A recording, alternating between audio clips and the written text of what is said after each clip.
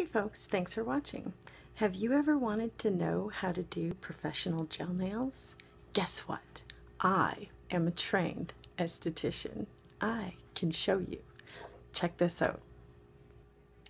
Okay, so first steps, you're going to want to line up your artificial tips. You're going to want to make sure that you have nothing really overlapping, but that it's not also too thin in there either. So get your sizes together. Alright, so you're going to also need a UV light. I have chosen the LCN light, and it takes the 9-watt bulbs. You can find these in Rona hardware stores, and you can buy the light in a beauty supply shop now. Back when I was in school, you weren't allowed to do that. Nobody who was off the street could shop in the in those type of stores, the beauty stores. So make sure you get yourself a good light, and because that's crucial for all of your product to stick. And then of course you're going to need your brushes, your buffer, nail file, your tips, alright, and then your extra bling, if that's what you want to do, is put some more bling, glue for sure, and then nippers, nail trimmer, cuticle pusher if you'd like. There's the nippers. You might want to have a pin handy just in case the glue is a little bit backed up. It's very helpful. My little tip or trick. Okay, so first thing you want to do is you want to rough up the surface. You want to use your nail file in a way that you're going back and forth from back to front. Okay, so each one of your nails, you want to make sure that you get all the shine off of there.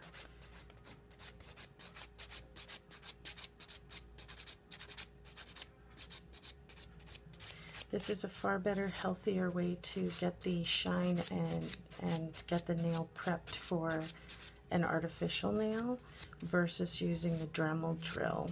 I have literally walked out of salons that didn't want to do this manually for me. It takes a little bit more time, but it's far healthier for your nail. After you've completed that, you can just brush it all off, and you can still see if you've missed any spots. So I see I've missed a couple here. I'm just gonna go over that. And once you've got your nice rough surface, the very next important step is to dehydrate your nail. Now, if you don't do this and you miss this step, your products will come off. They will flake off, they will pop off, and the product will not cure or stick properly in the UV light. This sort of dehydrates your nails so that it's prepped and ready for the tip and the product to cure. You don't need very much of this. You just put it on like as if it was a nail polish. It literally dries instantly, and it just sucks the moisture out of your nail so that now it's ready, nice and dry for the glue and the product to be able to stick very well. Alright, when you get to the part for applying your tips, you want to put just enough glue in the base and then move it around with your tip. Make sure the entire light piece of the tip is glued, alright?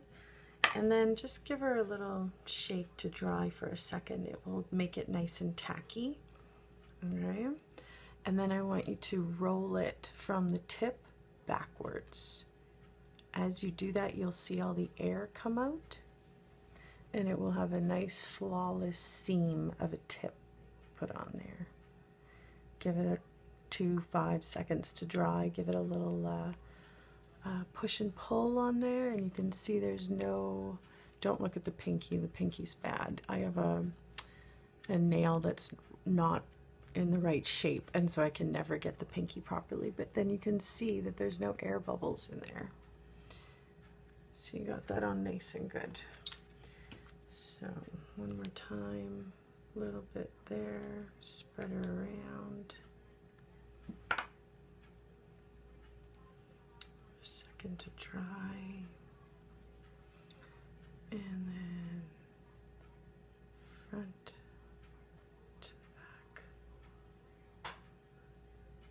hard to do this and watch the camera to make sure I show you. It really only takes a couple seconds to dry, and then you have no air bubbles. That's the way you want to put your nails on.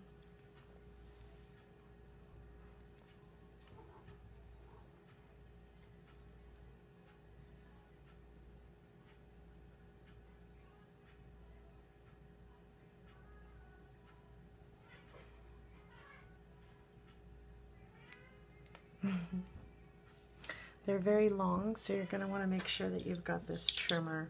Otherwise, that's going to be a whole heck of a lot of filing. Keep them a little bit longer than you normally would, just so you have room to play with the file afterwards. If you do them too short, you can't really go backwards, right? So, and there you have it. You'll have to, now we're going to start to blend. Alright, so now we have the tips on, we're going to start to blend the nail. Basically, you want to not see this line, so you're going to want to blend that into the nail. So nice gentle 2, 3, 4 strokes at a time, and make sure that you've got your corners nicely lined up. And if the salon tries to say that they can't do your nails with a nail file, then tell that salon that you do not wish for them to do your nails. Try somebody different, because it will only ruin your nails with it taking off that much of your natural enamel. It's not healthy. So you want to aim a little bit higher. And sort of try to get right on that line.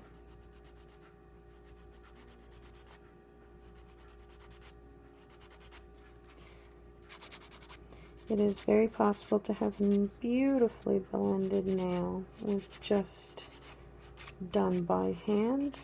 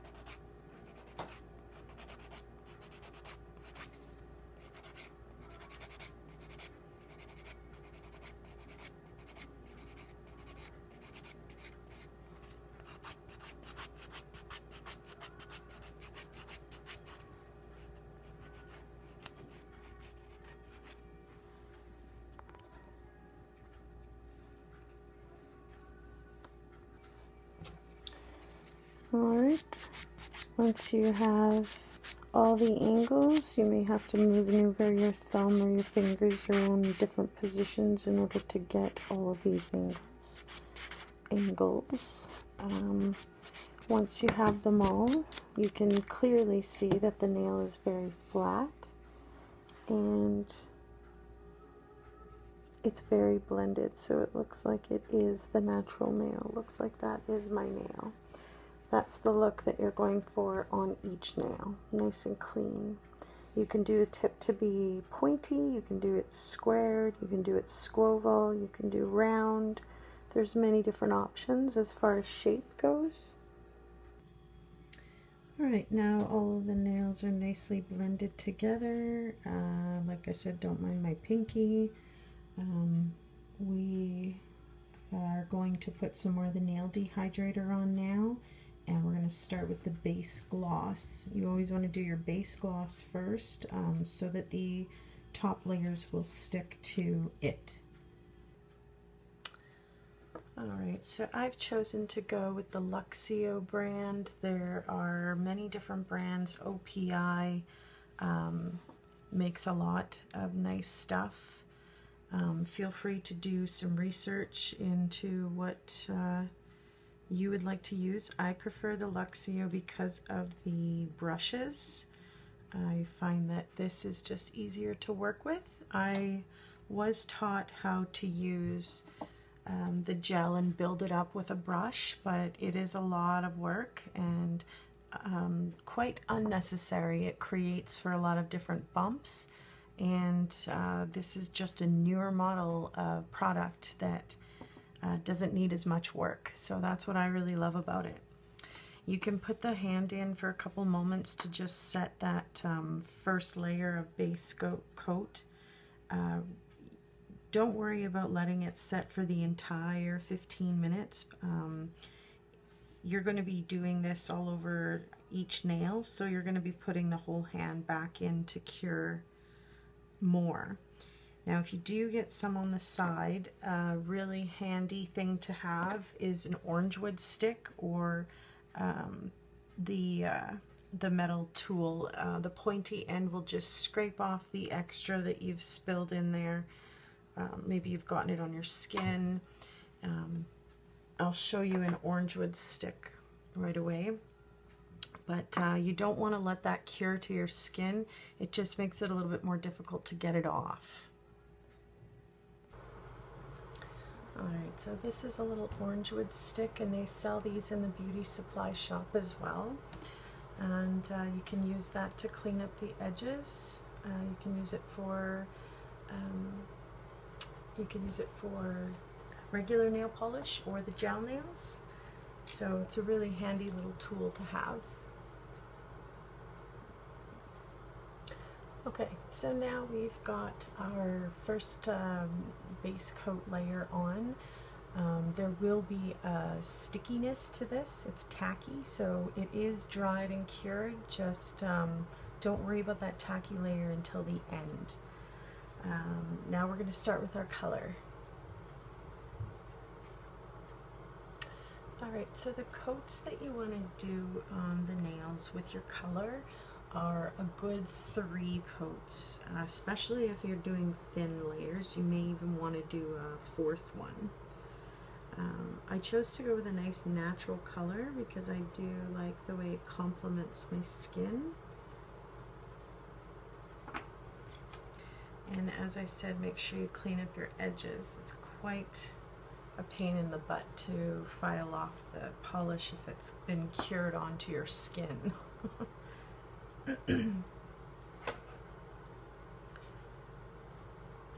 And just as you did with the base coat, you can leave it in for 10-15 seconds and then pull it out. It should be just enough for you to put on the layer onto the next finger, because you are going to be putting it back into the UV light. Sometimes when they sit a while, they just need to be stirred up a bit.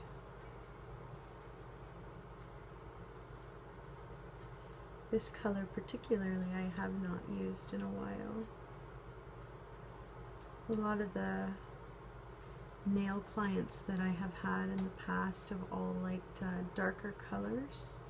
The most recent lady that I did liked sheer black, and it very much looked nice on her. And it was really fun to do. The thing I find with dark colors though is if you don't know your lines and you go out of them a little bit, say around the back of the cuticle, it can look a little bit messy or choppy. So darker colors are less forgiving in that sense. The light ones will hide some little blemish that isn't totally perfect. So if you're finding that your blending is not going as well as you'd like, try using sparkly